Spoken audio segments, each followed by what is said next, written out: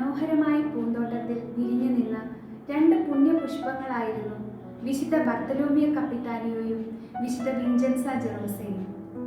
സ്നേഹവും സമർപ്പണവും ചാലിച്ചെഴുതിയ ആ ജീവിതങ്ങൾ ഇന്നും നമ്മുടെ ഹൃദയങ്ങളിൽ ദൈവസ്നേഹത്തിന്റെ സുഗന്ധം പരത്തുന്നു. വെറും 26-ാം വയസ്സിൽ മരണത്തിന്റെ നിഴൽ വീണപ്പോഴും താൻ അതിയായി സ്നേഹിച്ച ശുശ്രൂഷകൾ പാതിവഴിയിൽ ഉപേക്ഷിക്കേണ്ടി വന്നപ്പോഴും ബർത്തലോമിയ പതറിയില്ല. എൻ്റെ കർത്താവേ, അങ്ങയുടെ ഇഷ്ടം മാത്രം എന്നിൽ നിറവേറട്ടെ എന്ന അവളുടെ ഹൃദയമന്ത്രം ദൈവഹിതത്തോടുള്ള അവളുടെ ആഴമായ പ്രണയമായിരുന്നു. തൻ്റെ കുഞ്ഞു സ്വപ്നങ്ങളെക്കാൾ വലിയൊരു പദ്ധതി ദൈവം ഒരുക്കിയിട്ടുണ്ടെന്ന് അവൾ പൂർണ്ണമായി വിശ്വസിച്ചു. ബർത്തലോമിയുടെ വേർപാടിൽ ഏകാന്തതയും ഭയവും അനുഭവിച്ച വിൻസെൻസ ജെറോസയെ വഴി നടത്തിയത് അനുസരണത്തിന്റെ ആ വലിയ കൃപയായിരുന്നു.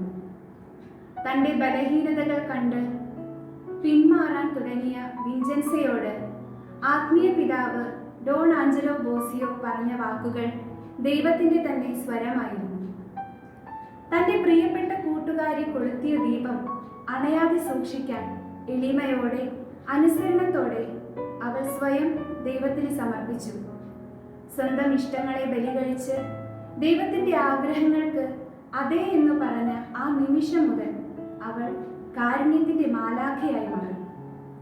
ഈ വിശുദ്ധരുടെ തിരുനാളിനായി ഒരുങ്ങുന്ന വേളയിൽ നമ്മുടെ ജീവിതത്തിലെ പ്രതിസന്ധികളിലും സഹനങ്ങളിലും ഇവരുടെ ജീവിത മാതൃക പിൻചെന്ന് ദൈവഹിതത്തിനു മുൻപിൽ വിനീതരാകാൻ നമുക്ക് പ്രാർത്ഥിക്കാം.